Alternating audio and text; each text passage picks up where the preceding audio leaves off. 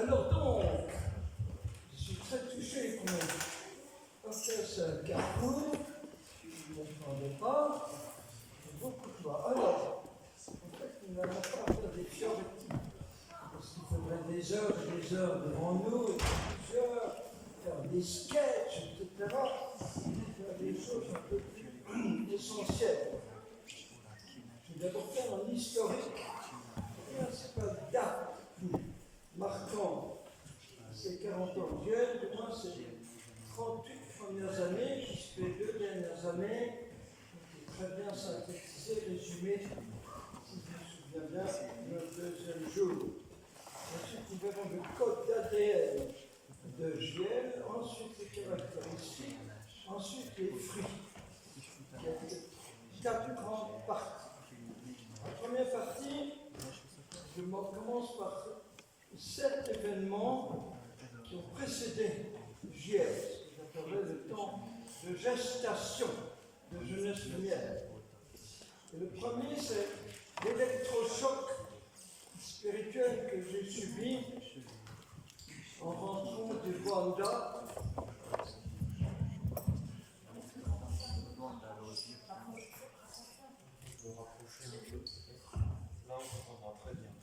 Est-ce que vous m'entendez? Est-ce que je dois répéter tout ce que j'ai dit? Non, bon. Nous allons voir d'abord cette date qui fait partie du pré-JL, de la préhistoire, je veux dire, de l'avant, avant la naissance. Et le premier, c'est l'électrochoc que j'ai subi en rentrant du Rwanda après 12 années là-bas. Et tout à coup, je me retrouve dans cette Europe occidentale, entre-temps marquée assez dramatiquement par ce qu'on a appelé plus tard mai 68. Ça a été un choc absolument épouvantable. J'ai le genre de choc. Je débarque dans ma fraternité près de Paris. Je vais d'abord saluer le Seigneur, le tabernacle, je m'agenouille. Alors, interdit de s'agenouiller, maintenant on s'agenouille plus. Ah bon? Oui, parce que Peggy a dit Dieu aime l'homme debout. Ah bon, on peut tout s'agenouiller. C'est vous dire le genre de choc, surtout en découvrant que des centaines, à cette époque-là, c'est une dramatique épidémie de suicide dans les écoles. Donc un taux de désespoir effroyable dans la jeunesse occidentale. Je ne fais pas de tableau. Ici, ce n'est pas le moment. Et donc, ma grande question, et ça a été, Seigneur, que veux-tu que je fasse éventuellement, plus que prier pour toute cette génération montante, avec tous ces virus de mort, car j'étais moine, je n'ai jamais sorti de ma clôture, sur un grand monastère, sur une petite fraternité. Donc normalement, c'était incompatible de faire autre chose. Et c'est ainsi que je suis parti pendant 10 années, envoyé par mon prieur, dans un petit ermitage de Verdine, dans l'arrière-pays de Nice, très très sauvage, ça n'a rien à voir avec la côte. Et pendant tout ce temps-là, je supplie, Seigneur, de me donner une lumière. Alors il faut dire qu'il y avait déjà eu un événement assez impressionnant, c'est la deuxième date que je donne pour le pré-juillet. C'est à Fribourg, où j'étais en théologie, à l'université. Je suis invité par un certain prêtre français qui s'appelle Père Caffarel, qui rentrait des États-Unis, avait fait une conférence à l'université sur ce qu'on va appeler plus tard le renouveau charismatique aux États-Unis. Il m'invite à une soirée de prière avec des étudiants américains. Et effectivement, là, je suis très impressionné, après avoir été un peu choqué, parce qu'il propose de prier sur moi. Et donc, tous ces étudiants que je ne connais pas prennent du temps pour cette longue prière sur moi, ce qu'on appelle l'effusion de l'Esprit Saint, en termes techno, je dirais. Effusion d'esprit. Et là, ça va être deux fruits impressionnants. D'un côté, une soif irrésistible d'adoration du Saint-Sacrement.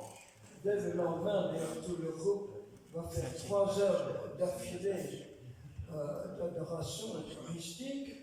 Et par ailleurs, alors ça c'était pas totalement nouveau, c'est toujours renouvelé, et totalement nouveau, moi archi timide, replié dans ma petite coquille, presque, tout à coup je suis propulsé, presque physiquement, dès que je vois des jeunes, à une station de métro, dans un bar, etc., à me jeter vers eux et à leur parler directement de Jésus. Genre, je rentre dans un bar, je monte sur une table, je dis, savez tout ce que c'est que la prière? Non, c'est quoi ce truc-là? Je vais vous expliquer, venez. Et le con, c'est que ça marchait. Ça marchait, les gens venaient écouter. Je ne fais pas d'autres Fioretti, je le répondre déjà. Mais ça a été une radicale nouveauté. Et mes frères, moi, me disaient, mais qu'est-ce qui t'arrive? Mais tu es un fou, mais tu permettais. Ça ne se fait pas, sur moi. Mais effectivement, c'était plus fort que moi. C'est ce que plus tard, des gens appelleront un casse. Un casse, c'est quelque chose que c'est. Et donc, partout, dans les trains, même chose. Alors, qu'est-ce qu'il faut faire avec ce truc-là? Alors, mon prieur m'envoie en ermitage, tout seul, dans la montagne, qui vient de dire, et là, pendant 8 ans, je vais rester 10 ans. Pendant 8 ans, je demande au Seigneur une lumière. Voilà. Et souvent, surtout l'hiver, quand il fait très très froid, l'ermitage est au fond de la vallée, pour économiser du bois pour couper.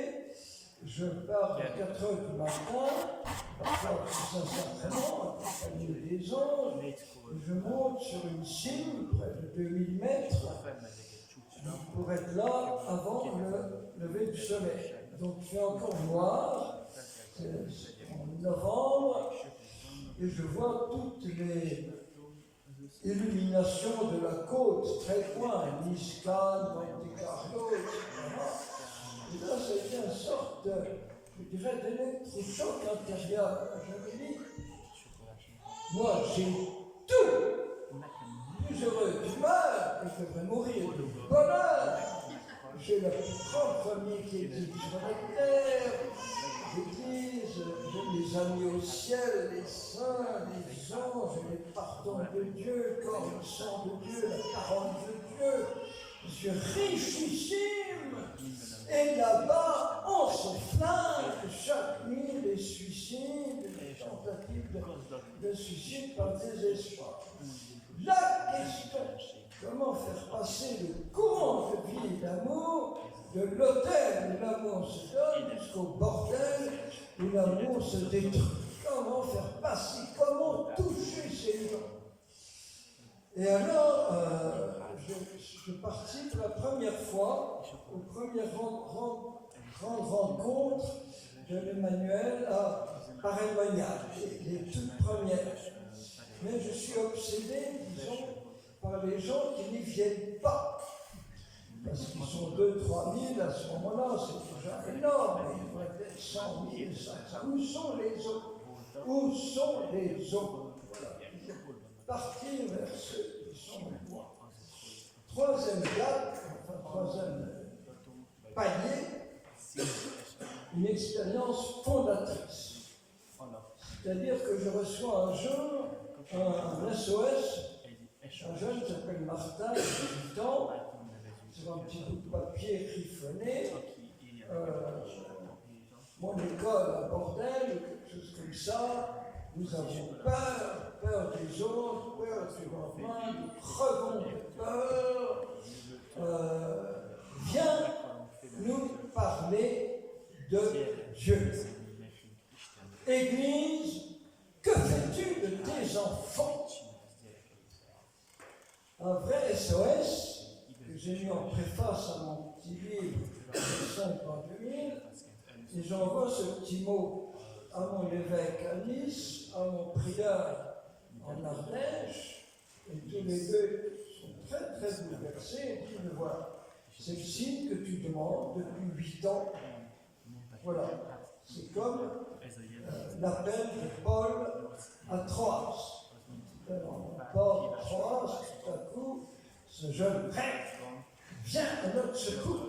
Tout de suite, Paul abandonne tout et part et arrive à Philippe, la ville de Philippe, où je suis allé en pèlerinage. Voilà. Et donc, ça m'aide. Alors, il me dit, tu dois répondre à cet appel. Tu vas dans son école. C'est Dieu qui t'appelle. Et là, je suis parti tout craintif et tremblant. Parce qu'autant j'étais attiré par les cours de jeunes, autant je n'avais jamais parlé à 2000 élèves, classe par classe, pendant 3 jours. Enfin, des groupes d'élèves par 2 classes ensemble. Voilà. Et donc, je suis arrivé vraiment tremblant de tous mes membres. Finalement, je ne parlais que de Jésus, de l'Évangile, du sacrement. Et incroyable, une écoute, je ne me suis pas fait lâcher du tout, et les élèves, après 1 heure ou 2, refusant de sortir, en disant au prof, personne ne m'a jamais dit ces choses-là, mais c'est passionnant, et tout ça, et tout ça. Du coup, les profs furent, évidemment, il fallait changer tous les programmes, etc. Donc c'était très impressionnant. Mais il va y avoir un problème. Et tout de suite après, le bruit va se répandre. Je reçois des quantités de demandes d'écoles de toute la France. Viens, voilà. Mais je ne peux pas aller partout tout le temps. Je fais tout le temps. Je vais absolument sauver ma vie au désert. Maximum, faire chaque trimestre 3 semaines de mission. Voilà. Ce qui va finalement être le rythme à juillet. Chaque trimestre, 3 semaines de mission. Nouvelle étape de ce temps d'avant de juillet. Le 4e, ça va être les brigades d'évangélisation. J'ai très vite que je ne vais pas évangéliser tout seul. Il me fallait être avec une équipe. Et là, j'ai formé des petites équipes avec des jeunes de la communauté des Béatitudes. C'était juste à son commencement. Donc, nous partons à 6-7 dans un minibus pour aller de ville en ville, d'école en école. Et le titre Brigade d'évangélisation, c'est un mot de Sainte Catherine de Sienne. Voilà. Et donc, nous avons vécu, je dirais, une grande première des missions jeunes, non loin d'ici, à Megève. Avec un événement qui m'a beaucoup frappé, c'était le vendredi après-midi. Et j'ai fait témoigner un des jeunes qui nous accompagnait, qui va devenir futur prêtre, Père René Luc, et il séduit toute l'école. Il raconte sa propre conversion, sa découverte de Jésus, etc. Et tous les élèves sont scotchés comme ça. Les profs, ils disent, incroyable, nous, le vendredi après-midi, surtout devant les pistes de ski qu'on voit par la fenêtre, impossible de garder les élèves tranquilles, ça bouge, ça crie. Et puis lui, ce petit mec, rien du tout, il arrive à les scotcher comme pas deux, etc. Donc c'est un grand événement, c'est le 4e grand événement. Voilà. Et puis il va y avoir 5e très grand événement, mon ordination sacerdotale. Pourquoi? Parce que là j'étais moine, mais dans la fraternité, on suivait la vieille règle monastique, toujours actuelle en Orient, et on ordonne prêtre uniquement 1 ou 2 moines par monastère pour les besoins sacramentels. actuellement. Donc il n'y a aucune raison que je devienne prêtre. Mais là, avec ces tournées d'évangélisation, dans les prisons, entre autres la prison de Grenoble, j'ai vécu des choses bouleversantes à la fin de la mission de Megève, priant des musulmans, etc. Mon évêque me dit, écoute, maintenant, tu dois vivre une évangélisation opérationnelle. C'est-à-dire non seulement annoncer Jésus, mais le dogme, célébrer la messe, pour donner son pardon, une telle libération, et jusqu'à présent, tu ne peux pas. Souvent, dans les prisons, j'allais, il n'y avait même pas d'aumônier, aucun prêtre pour accompagner nos petites brigades, et c'est comme ça qu'il m'a dit, comme tu vas être ordonné pour le monde entier, et pas juste le monde de Sèvres, tu vas être ordonné par Jean-Paul II à Lourdes. C'est l'événement qu'on a célébré il y a quelques jours, je vous remercie beaucoup de cette belle fête, le 23 juillet 81, à Lyon. 80, l'année où commencent les apparitions de Marie à Melge, à Quibeho, etc. Nouvelle étape, je dirais, cette ordination sur la prairie à Lourdes, en 80 000 personnes, 300 évêques, va être ma piste d'envol pour les grandes missions dans le monde entier. Et c'est pour ça que tout de suite après, je suis invité au Canada, 3 semaines de mission, épuisant, nous sommes tout juste vivants, mais passionnants, ville en ville, etc., dans des stades, 30 000 personnes, à Rome, etc. Tout de suite après le Liban, en pleine guerre, je l'ai évoqué l'autre jour, tout de suite après la Pologne, en pleine guerre de l'État contre la nation, tous les emprisonnements, etc., le rideau de fer traversé, etc. Et donc tout de suite, en quelques mois, toutes ces missions, finalement, le Seigneur m'a donné la grâce de missionner dans 45 pays différents. C'est déjà pas mal. En Amérique latine, en Chine, Tahiti, vraiment incroyable. 6e nouvelle étape. Alors, je me dis, je ne peux pas continuer seul comme ça, je ne peux pas tout le temps avoir recours aux béatitudes. En plus, souvent, ils me donnaient des frères et sœurs qui étaient absolument parfaits pour témoigner dans les classes, etc. Et donc, l'idée d'une école d'évangélisation. Alors, en fait, l'idée m'est venue au Canada, où il y avait déjà l'école de Granby, l'école de Paul VI, créée par le fameux père Gimbal, et je faisais toutes mes tournées au Canada avec des équipes de cette école. Et je me suis dit, ben là, absolument toutes les gens, c'est la même chose en Europe. Et donc, à ma rentrée, je ne sais plus les détails exacts, voilà que je suis mis en contact avec un couple de fiancés. Lui, il s'appelle Alex, elle s'appelle Maud. Je ne sais pas s'ils sont là d'ailleurs, ils sont arrivés sur la table. Bon, bref. Et donc, on va organiser à Paris un grand rassemblement de jeunes dont le titre va être « Que ta jeunesse soit lumière ». Donc il y a 800 jeunes, avec des grandes veillées de prière à Saint-Germain, etc. Pour le succès à une époque où rien ne se faisait pour les jeunes cathos. Donc ça a été un électrochoc pour beaucoup de prêtres, tout ça, voilà.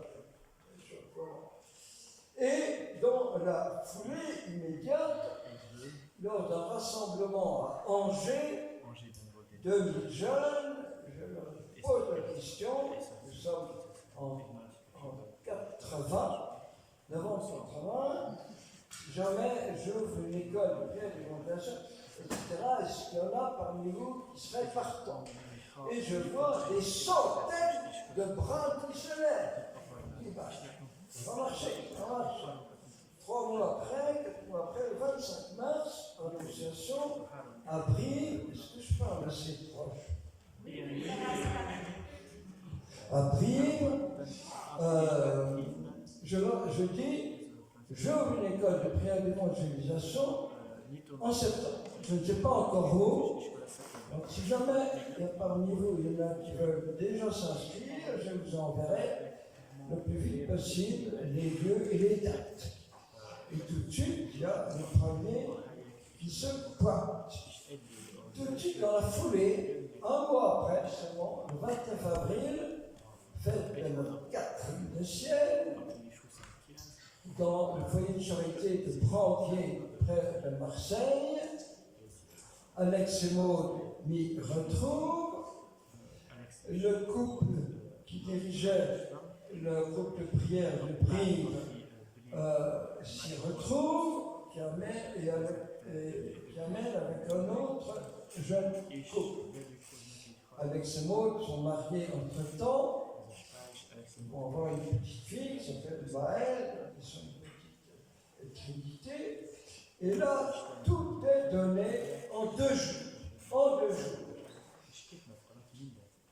On sent un petit téléphone d'un autre foyer de charité, près de Nice, qui disent, il paraît que vous cherchez une maison, nous avons ce qu'il vous faut, dans la montagne, un fond chaud, près de Digne, une petite maison pour enfants, et qui sont vides 3/4 du temps, donc on vous les passe gratuitement.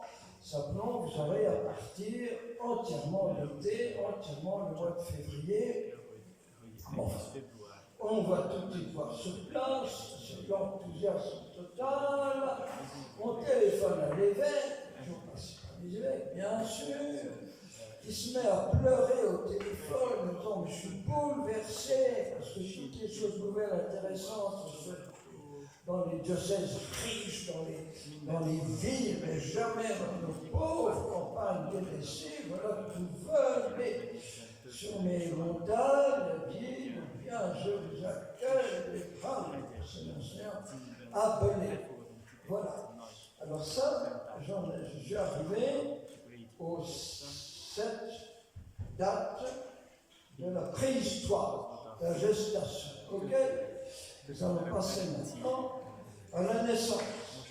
Alors, première grande étape, ça va être le 30 septembre, l'anniversaire du départ au ciel de la petite Thérèse, du petit Robert là aussi, du Gambo, etc., dans la cathédrale de Senez, qui était autrefois le premier séminaire de France après le Concile de Trente. Et là, ça va devenir la première école d'évangélisation en France.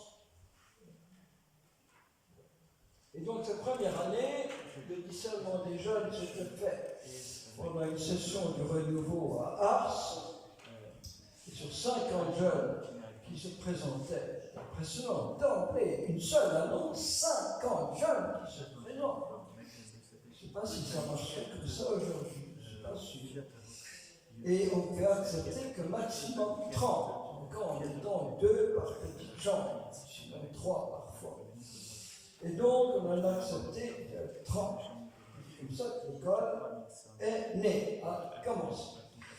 Et dans la grande homélie de Monseigneur Rabelais, il y a cette phrase, vous verrez, historique.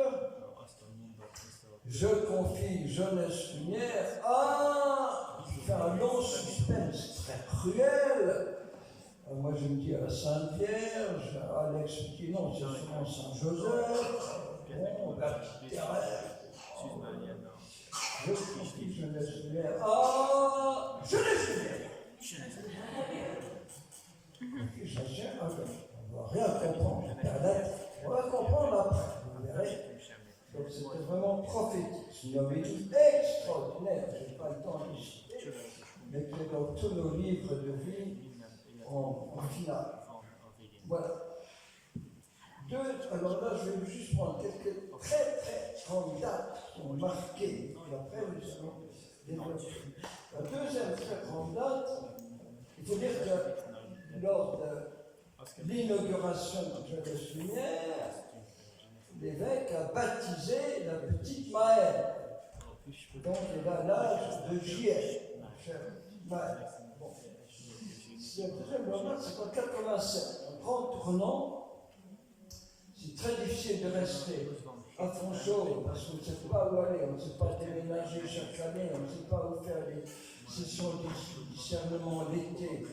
En février, il faut partir pendant 4 semaines d'affilée, 4 semaines de mission non-stop, c'est trop, c'est épuisant. Donc, 3 par chambre, et donc on cherche un endroit plus grand, et voilà que le diocèse d'Albi, avec son cardinal Coffi, nous supplie de venir sauver un lieu du patrimoine historique du diocèse, qui s'appelle Praton, dans le Tarn. Et donc nous sommes allés voir et nous refusons. C'est dans un tel état de délabrement, c'est abandonné depuis 3 ans, le sol verse soin dans les murs, c'est lugubre. Plein d'arbres autour, jamais un rayon de soleil, et exigeant des travaux phénoménaux, pas question. De nouveau, le clergé nous supplie, les lettres de prêtre, mais si venez, on va vous aider. Alors on retourne. En attendant, ils ont fait l'opération séduction, ils ont mis du muguet dans toutes les chambres, ont ouvert tous les volets, il y avait plein de soleil. Alors là, mais on n'a pas de sous. Alors le Seigneur va les susciter de grands bienfaiteurs. Je remercie son ciel, un Hollandais. Figurez-vous que pendant une de mes missions en Hollande, aux Pays-Bas, pardon, à la fin de l'enseignement, je vois un brave monsieur, costume cravate et tout, qui me dit « Je suis un des hommes les plus riches de toute l'Europe. Je suis riche de la chaîne des Porsche et je donne ma fortune pour les œuvres d'évangélisation. Est-ce que je peux vous aider ?» Comment cette ville, nous avons une immense maison à restaurer, etc. Et nous envoie un chèque fabuleux, c'est plus de 500 000 € par franc de l'euro. Et puis il y a une brave dame habitant Cannes, sa maman, qui va vendre leur seconde maison et donner le prix pour Jeunesse Lumière. Et avec les 2 sommes, on a pu tout mettre au nom. Toute la première année, j'ai 4 trimés, je ne sais pas combien d'heures par jour, tous les tournées, la cuisine en plein air, etc. Il n'y a même plus de sol, enfin, parce que les dégâts. Une année passionnante. Et en même temps, cette même année qui fait le transfert Fonchaux-Braquelon est marquée par un second événement très important. Une première implantation hors de France, qui va être en Belgique. C'est la demande de l'archevêque de Bruxelles, cardinal Danels, qui nous dit « Mais j'aimerais beaucoup savoir comment on fait. » Et donc, j'envoie toute une équipe et qui va ouvrir l'école, qui va durer plusieurs années, près de Namur. Donc, cette Namur accueilli beaucoup de joie l'évêque du lieu, qui deviendra lui-même archevêque de Bruxelles. Là, je suis toujours en correspondant.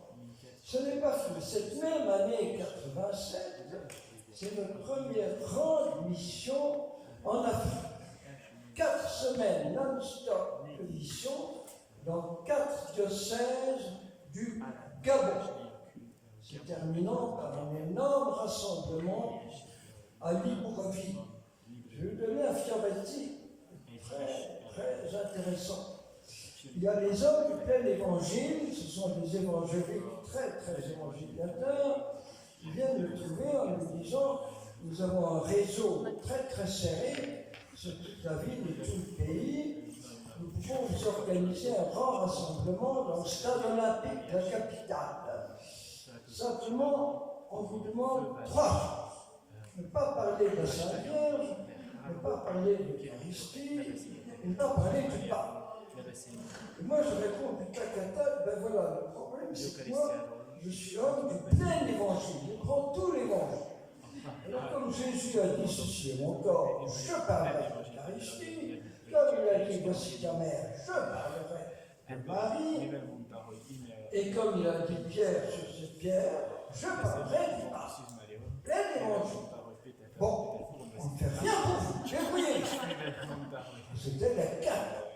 Et ce sont les jeunes de petits centres de prière de la capitale qui vont aller voir le président franc-maçon, autrefois chrétien devenu musulman, le fameux Mahomet, qui vont aller lui dire Monsieur le Président, j'ai organisé une grande rencontre de jeunes, on voudrait avoir le stade olympique, on n'a pas de sous. Donc, et le président nous accorde tout le stade. En plus, il nous prête son bus présidentiel. Et dans le bus présidentiel, il y a un trône plaqué d'or. Le bus était cadeau du Brésil, mais il ne pouvait circuler que 40 km dans le pays, parce qu'à cette époque, il n'avait que 40 km de goudronné. Voilà. Et donc, l'archevêque me dit, je vais présider, je serai sur le programme, mais je vous demande une chose, ne parlez pas de guérison, parce qu'on va vous confondre avec les évangéliques. Alors moi je dis, mais c'est le contraire, justement, les guérisons sont dans la grande tradition catholique, tout de même, depuis les origines, et puis la guérison des malades, etc., l'eau, tout ça, guéris-toi, on misselle la messe pour la guérison. Non, pas un mot de guérison. Bon, alors je suis très intelligent, je ne dis pas. Mais voilà qu'à la fin, on va organiser une procession du Saint-Sacrement dans le stade. Alors, il y a 2000 protestants qui sont là, 2000 évangéliques qui sont tous ensemble dans une région du stade. Alors, je dis, écoutez, vous n'allez pas comprendre ce qui se passe maintenant, mais laissez-nous être pendant une demi-heure des bons petits gâteaux, joyeux petits gâteaux. Vous verrez un petit rond blanc, et bien c'est Jésus. Vous ne croyez pas, c'est comme ça. Donc vous le respectez, ne cherchez pas. Et on fait cette procession. Et qu'est-ce qui se passe? Tout à coup, un aveugle de naissance qui retrouve la vue, un possédé qui se met à hurler et tombe paisiblement sur le dos, un paralysé à vie qui sort de sa chaise roulante. Miracle sur miracle. J'arrive au podium, je vois l'archevêque blanc, et je lui dis, mon Seigneur, vous m'aviez interdit de parler de guérison, mais vous aviez oublié d'interdire à Jésus d'en faire.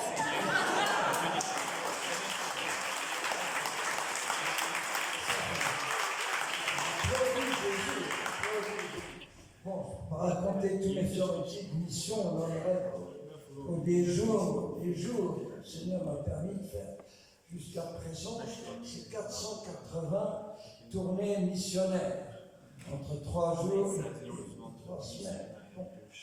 Alors donc, ça c'est l'année 87, une sorte d'année charnière. Un autre événement qui a été évoqué avant-hier, c'est la naissance en fraternité de diaspora Vie de Dieu en 94, 30 ans cette année.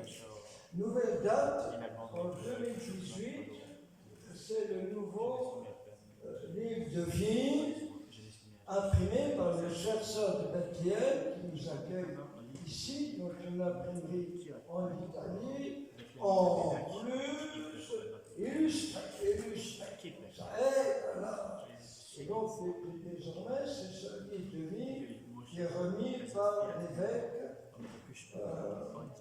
au jour d'ouverture de chaque année. Pour moi, c'est un événement très important. Nouvelle date, en 2020, une date qui n'est pas très connue, nos statuts canoniques d'association privée de fidèles sont approuvés par les canonistes catéchistes dominicains de l'université dell'Angelicum à Rome, qui est venu lui donner 3 jours entiers avec un petit conseil pastoral de l'époque pour travailler ces statuts, que les gens travaillent depuis plusieurs années. Et donc, venant d'un canoniste romain, dominicain par-dessus le marché, c'est pas mal. C'est pas mal. Alors voilà, ça c'était quelques dates entre bien d'autres. Et maintenant, je vais dire quelques mots du code d'ADN de JL et ensuite des caractéristiques. Code d'ADN. Si je vois dans l'écriture, notre mystère spécifique, c'est celui de la visitation. C'est Marie qui porte celui qu'il vient de recevoir. La Pentecôte de l'Annonciation se prolonge immédiatement dans la Pentecôte de la visitation. L'Esprit Saint répandu à feu sur ce tout petit Jean-Baptiste que Jésus peut déjà dire in sino, Père, je te rends grâce, tu révèles ton mystère à ce tout petit et à tous les autres tout petits. Donc c'est une école pour former des petits Jean-Baptiste. On laissait Marie former, parce que Marie va rester 3 mois, comme par osmose, former ce petit enfant qu'on va recevoir dans ses bras, comme si Jean était le précurseur de la naissance de Jésus. 6 mois avant la naissance, 6 mois avant Noël, il y a le Noël de Jean-Baptiste dans les bras de Marie. Et donc c'est Marie qui va être à l'heure, c'est la fondatrice, ça n'a rien à faire avec les noms, c'est Marie, la Vierge Marie. Maman reine et qui forme et des petits précurseurs, les précurseurs de la parousie, dans un instant. Voilà. Et 2 mots de l'écriture très importants, qui regarde vers lui, resplendit. Il ne peut pas resplendir, il ne commence pas. Regardez l'autre texte clé, 1 Jean 1:1, ce que nous avons vu de nos yeux, nous avons touché de nos mains, entendu de nos oreilles, la parole de Dieu, caressée, ce que nos yeux ont contemplé du Verbe de vie, nous vous l'annonçons pour votre joie. Et nous annonçons celui que nous avons d'abord commencé par voir, entendre, toucher, etc. Voilà. Et puis, 3 mots-clés de 3 saints. D'abord, Saint Bernard. Nous parlons longuement de infusion, effusion. Tu dois d'abord être rempli toi-même par l'Esprit Saint et ensuite le répandre aux autres. Précisons, nous ne sommes pas des canaux, nous sommes des vases qui débordent. Et donc l'évangélisation doit être le débordement de la contemplation. Deuxième mot-clé d'un saint, c'est celui de Saint Dominique, repris par Thomas d'Aquin. Contemplator alis traverso, la transmission, à partir de ce que j'ai contemplé. Sinon, je n'ai rien à transmettre. Troisième mot-clé d'un saint, celui de François d'Assise, qui va beaucoup marquer par l'événement que j'ai vécu avec un jeune autour du grand congrès charismatique à Rome en 1975. Nous avons alterné, moi dans la montagne, lui dans les foules, 1 jour sur 2. Voilà. Et le dernier jour, nous passons la nuit en prière sur le sommet du Monte Pasio. Le matin, on a très très froid et on voit une fumée dans la forêt, on s'approche, et un groupe de jeunes qui campent, qui voient, qui nous offrent du café, qui disent qu'est-ce que vous faites là. Quand on dit qu'on vient de Rome, ils disent qu'est-ce qui s'est passé avant? On a vu à la télé tous ces gens, les mains levées au ciel, et c'est ça. On leur explique tout. Ils renoncent à tout le programme de visite des lieux touristiques de la région. Qu'est-ce qu'on fait maintenant? On dit maintenant, ce soir, on va aller évangéliser dans la ville d'Assy. Donc c'était une sorte d'expérience fondatrice avec François, qui lui-même, à terme, c'est longtemps en héritage et s'est tourné d'évangélisation. Tout ça veut dire que ce code ADN, c'est cette alternance désert-mission, mais d'abord le désert pour la mission. Et c'est ces fameuses pages qu'en début d'année, vous vous rappelez, on dit en dialoguant, là-haut, là-bas, là-haut, là-haut, là-bas, etc. Et donc, évangéliser, ça va être invité aux noces, ça va être témoigné, ça va être engendré, communiquer la vie de Dieu, ouvrir le futur, ouvrir le ciel. Voilà, ça c'est un peu le code d'ADN. Voilà, d'où l'importance d'être dans des lieux de solitude pour pouvoir. Troisième partie, je vais achever, courage. Quelques caractéristiques. Alors, une des caractéristiques, ça va être l'institution, je dirais, et des années, des secondes années, chargées de transmettre le meilleur de ce qu'ils ont vécu en première année. Ce que les autres écoles d'évangélisation que nous connaissions, parce qu'on avait des rencontres chaque année des différentes écoles d'évangélisation, soit de France, soit du monde. Il y avait un organisme à Rome, qui s'appelle XC 2000, et qui organisait des rencontres de tous les directeurs d'écoles d'évangélisation dans le monde entier.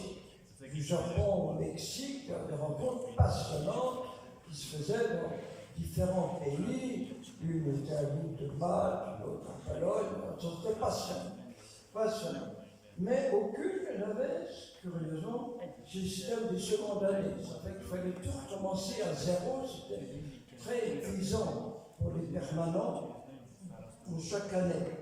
Et ici, je voudrais faire une parenthèse pour dire une immense action de grâce pour ces centaines d'années qui ont permis que je continue d'exister, pour assurer la suite, la transmission, etc. Avec des permanents, une colonne vertébrale, mais cette transmission d'année. Et ce qui est génial dans l'affaire, c'est que les aînés ayant vécu eux-mêmes l'année précédente, ce qu'ils doivent demander à vivre au nouveau, ils savent très bien comment ce qu'ils peuvent demander n'est pas bien. Je cherche cette deuxième caractéristique très impressionnante, non prévue depuis le début, c'est va être l'internationalité. Alors, dès la première année, parmi ces fameux 30 dont je vous parlais il y a quelques instants, nous allons être déjà de 5 pays. Le Canada, le Liban, 5 pays, c'est pas beaucoup. Finalement, jusqu'à aujourd'hui, les jeunes sont venus de 58 pays différents. Si je compte les dom-toms. 58, c'est énorme. On se demande comment ça s'est fait comme ça. Très international. D'habitude, chaque année, les années normales, on est facilement de 10, 12 pays différents. Avec les fameuses veillées par pays, tout ça.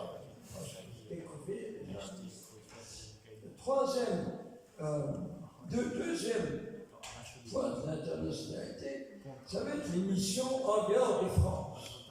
Ils vont se multiplier, surtout sur une certaine époque, ça va être au Brésil, ça va être en Tahiti, en Haïti, Guadeloupe, la Réunion, la Côte d'Ivoire, le Gabon, qui j'ai mentionné, etc. Dans 25 différents pays. Et là, on prend 3 semaines, quand c'est très très loin, on a fait des petites équipes de 4, parce que 7, les vols d'avion coûtaient trop cher. Mais ça marchait bien, L'île Maurice aussi, etc. Troisième point d'internationalité, les implantations hors de France. J'ai déjà mentionné la Belgique, qui va durer que 4 ans, parce qu'on n'avait pas assez d'années pour ouvrir les 2 écoles. Ensuite, ça va être Pologne, l'Italie, le Bénin. Il y a juste 10 ans cette année, la Terre Syrie, je ne sais pas si est là, il va nous en parler demain. Donc, c'est des 10 ans de JB. JB, c'est Jean-Baptiste. Ils sont maintenant Jean-Baptiste. Jeunesse banale. Tu vois,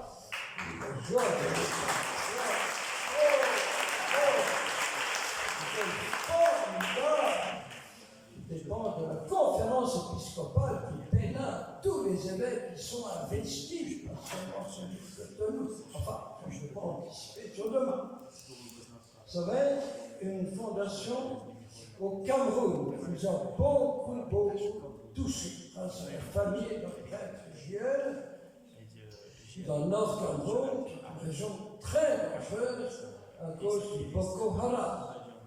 L'école, peut-être, le futur martyr.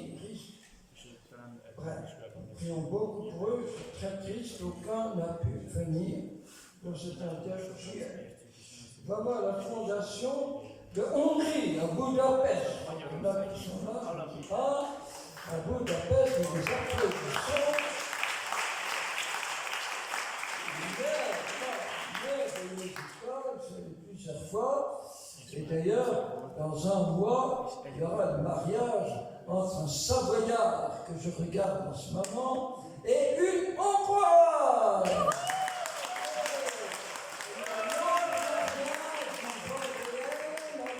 Un Hongrois. Ils sont vraiment connus à Vienne.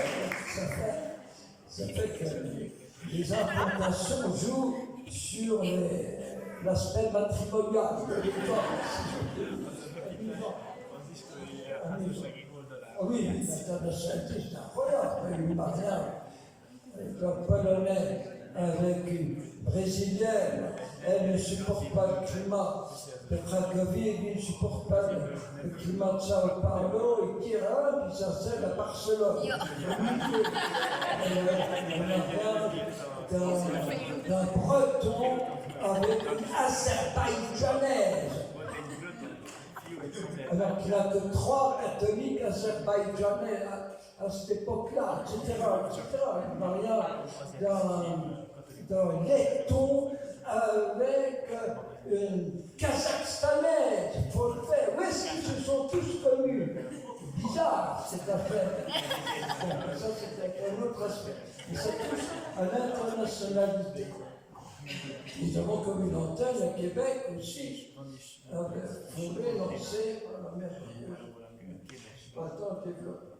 Alors une autre caractéristique, alors ça fait partie d'événements récents, très impressionnants, c'est l'Orient, le contact avec l'Orient. Alors il se fait que depuis de longues années, on avait déjà beaucoup de contacts avec les Melkites du Liban, mais avec la Russie, j'ai eu la grâce de connaître Saint-Père Alexandre même, qui a été assassiné à coups de hache dans le cou en annonçant le prêtre sa messe, et ce sera sa propre secrétaire, Macha, qui va être la première orthodoxe envoyée par son prêtre, d'ailleurs, qui viendra à Gien, la première. Il va y en avoir beaucoup d'autres.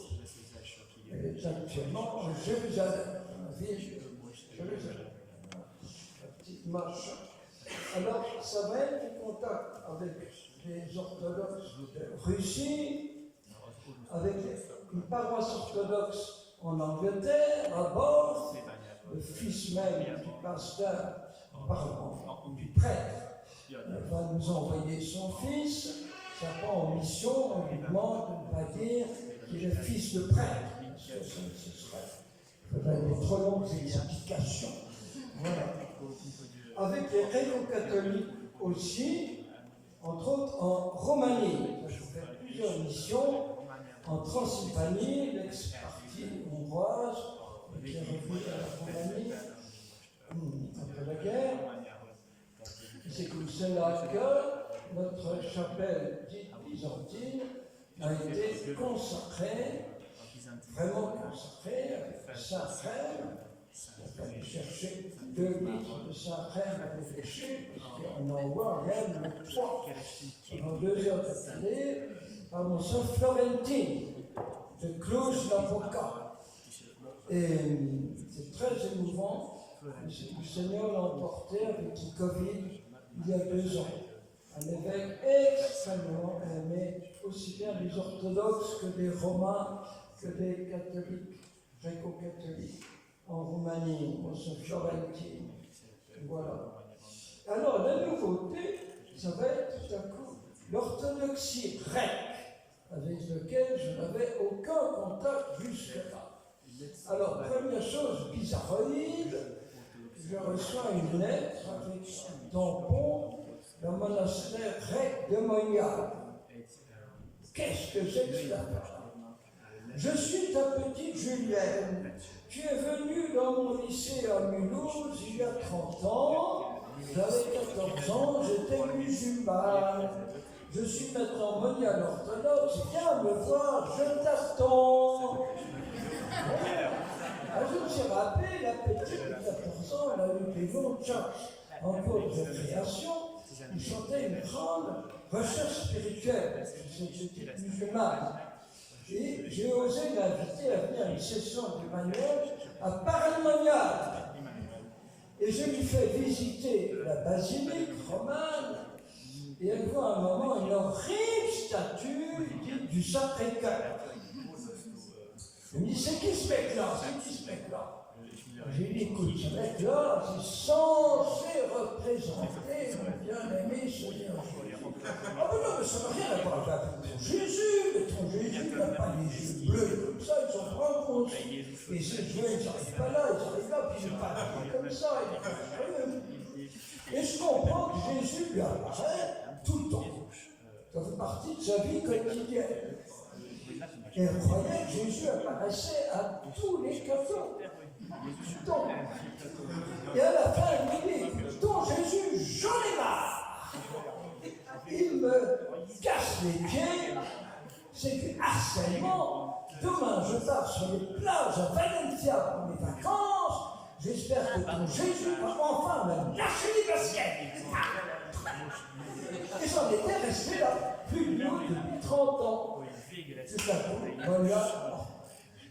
Jésus m'a séduit dans son propre théâtre pour jouer une pièce de théâtre où joue une moniale orthodoxe. Il m'a dit, je te paye le voyage, je te paye des vacances dans un monastère orthodoxe. Comme ça, tu vas voir comment elles sont, puis tu vas les imiter après. Et ça a marché, ça te baptisé par immersion. Et donc, je suis allé la voir. Voilà. Et l'évêque du lieu est passionné par jeunesse lumière.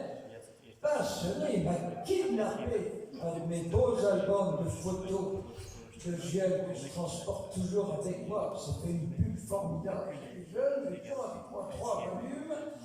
Et il me kidnappe, on dit je le garde. Et dès le lendemain matin, le dimanche matin, j'apprends qu'il a fait circuler parmi tous les groupes de jeunes de son évêché et de sa paroisse. Et donc, alors voilà, c'est ça qui est très intéressant. Pour aller au mont Athos, donc vous savez que c'est une île avec 20 grands monastères, plus de camps, des centaines d'ermitages, très difficile d'y aller. Il y a un bureau à Thessalonique qui fait le dispatch.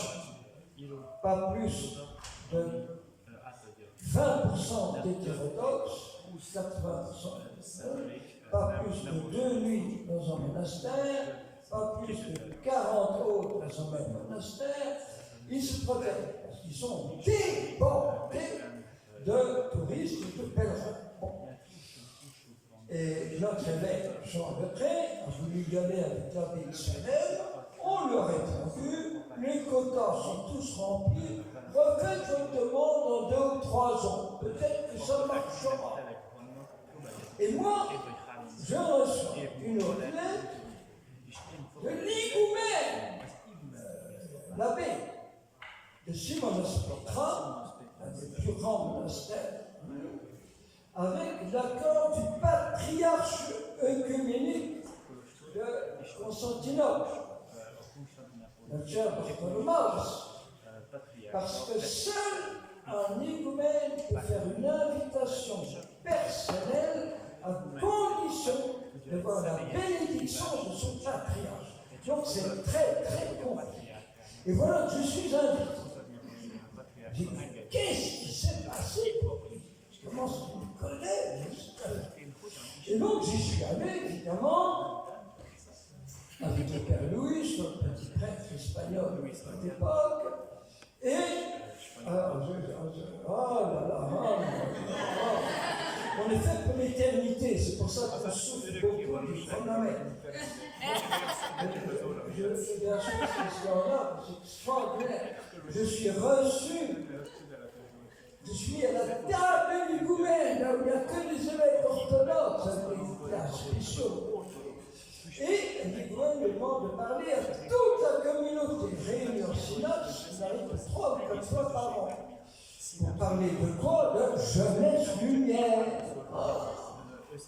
Jeunesse lumière. Bon, on parlait de questions et tout.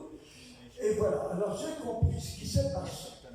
C'est que le clergé orthodoxe est paniqué devant une nouvelle génération de jeunes qui est un continent complètement inconnu, marqué par tous nos virus d'Occident, et qui fréquente bien plus les sex shops que les églises, évidemment. Et on n'a aucun contact avec eux. C'est un monde nouveau. Et tous les prêtres et les évêques qui viennent dire aux moines, mais qu'est-ce qu'il faut faire? Et les moines disent, on ne sait pas, il faut prier, voilà. Et tout à coup, l'idée d'une école d'évangélisation, c'est le truc, c'est ça qu'il faut former les jeunes missionnaires qui, eux, vont aller dans les sex shops, etc. Et tout réjouir. Alors, comment est-ce que le monastère a entendu parler? Parce que nous avons eu une vieille dont la tante est moniale orthodoxe à Orlugia, le grand monastère féminin de Syranos Petra, sur la côte, sur l'île. Et leur fondation en France, à Selon près de Nîmes, la petite mère humaine a été bouleversée de voir le cheminement spirituel et humain qu'a fait cette nièce. Et elle téléphone à son higoumène en disant, voilà ce qu'il faut, une école d'évangélisation. Alors, l'higoumène m'a dit l'autre jour, parce que je suis retourné une seconde fois avec le père abbé du barreau, et l'higoumène m'a dit, je parle de jeunesse lumière à tous les évêques grecs que je rencontre. Or, comme tous les évêques grecs passent sur la classe, ils les voient tous. Donc voilà, tout un épiscopat grec orthodoxe, passionné par jeunesse lumière, alors qu'en France, il y a des évêques qui n'en veulent pas. C'est bizarre, c'est bizarre. Alors maintenant, je vais terminer, donc je ne peux pas terminer, mais tout de même, je vais signaler parmi les nombreux fruits, même ces 44 prêtres, plus un séminariste en France, et je crois 14 au Bénin, Cyril nous le dira demain, et 70 en vie consacrée, et ces centaines de mariés qui vont donner naissance à des milliers de petits poussoles, on ne les compte même plus. C'est vraiment une tribu, et je tiens à mentionner plus ou moins 60 mariages interjuels, et maintenant nous avons la génération suivante, puisque dans un mois, même pas 3 semaines, nous avons le mariage de